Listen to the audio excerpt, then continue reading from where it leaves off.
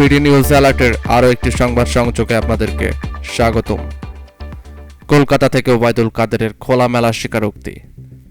আওয়ামী লীগের সাধারণ সম্পাদক ও সড়ক পরিবহন সেতু মন্ত্রী ওবায়দুল কাদের বলেছেন, ভুল স্বীকার বা ক্ষমা চাওয়ার প্রশ্ন তখনই আসবে যখন আমরা দেশের মাটিতে ফিরে রাজনৈতিক কর্মকাণ্ড শুরু করতে পারব। কলকাতা থেকে বিবিসি বাংলাকে দেওয়া একান্ত সাক্ষাৎকারে এসব মন্তব্য করেন তিনি। আত্মগোপনের দিনগুলো, বাথরুমে আশ্রয়, মুখে মাস্ক। জুলাইয়ের গণ আন্দোলনের সময় তিনি বাসা বদল করে 3 মাস আত্মগোপনে ছিলেন বলে দাবি করেন কাদের।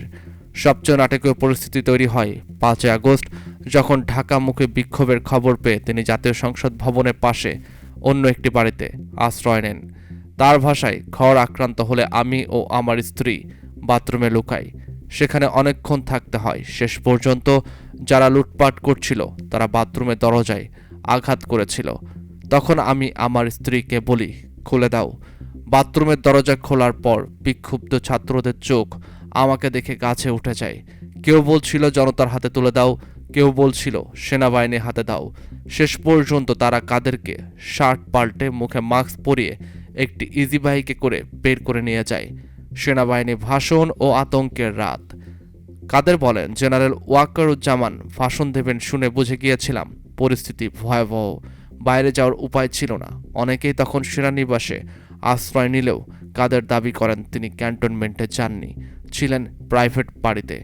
ভুল স্বীকার নিয়ে তিনি যা বললেন, ক্ষমা চাওয়ার প্রসঙ্গে তিনি বলেন, আমরা যদি কোনো ভুল করে থাকি তাহলে দেশের মাটিতে দেশের জনগণের কাছে ক্ষমা চাইব, কিন্তু দেশের বাইরে থেকে তো ক্ষমা চাওয়া যায় না। তার মতে আন্দোলনটি কোনো গণ উত্থান ছিল না, বরং সাম্প্রদায়িক শক্তির উত্থান। তবে ছাত্রদের আন্দোলনের ভেতরে কিছু ভুল হয়েছে, সেটা তারাও আলোচনা করেছেন বলে জানান। সরকার পতনের আগাম বার্তা পেয়েছিলেন? এই প্রশ্নের জবাবে কাদের বলেন, 4 আগস্ট রাতে শেখ হাসিনার সভাপতিত্বে উচ্চ পর্যায়ের বৈঠকে রাজনৈতিক বিপর্যয়ের আভাস পেয়েছিলেন বলেও তিনি উল্লেখ করেন। তবে সেনাবাহিনী ও গোয়েন্দা সংস্থাগুলো পরিস্থিতির গুরুত্ব যথাযথভাবে বোঝাতে পারেনি বলেও তিনি দাবি করেন। অর্থাৎ কাদের এই সরকার পতনের পেছনে গোয়েন্দা সংস্থা এবং সেনাবাহিনীকে এক প্রকার দায়ী করেন।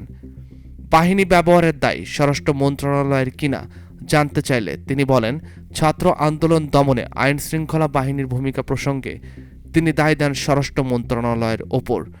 তিনি বলেন, আমরা আমাদের দলীয়ভাবে নেতাকর্মীদের প্রস্তুত থাকতে বলেছিলাম বললেও তিনি স্বীকার করেন যে পরিস্থিতি পুরোপুরি অনুধাবন করা সম্ভব হয়নি। তাহলে কাদের কোথায় ছিলেন? আওয়ামী লীগের শীর্ষ নেতাদের অনেকে সেনানিবাসে আশ্রয় নিয়েছিলেন, তবে সেনাবাহিনী প্রকাশিত 626 জনের তালিকায় কাদেরের নাম নেই। এ বিষয়ে কাদের বলেন, সেনানিবাসে যাওয়ার চিন্তা আমার ছিল না। ভারতে যাওয়ার আগেও শেখ হাসিনা বা অন্য কারোর সঙ্গে যোগাযোগ হয়নি বলেও দাবি করেন তিনি।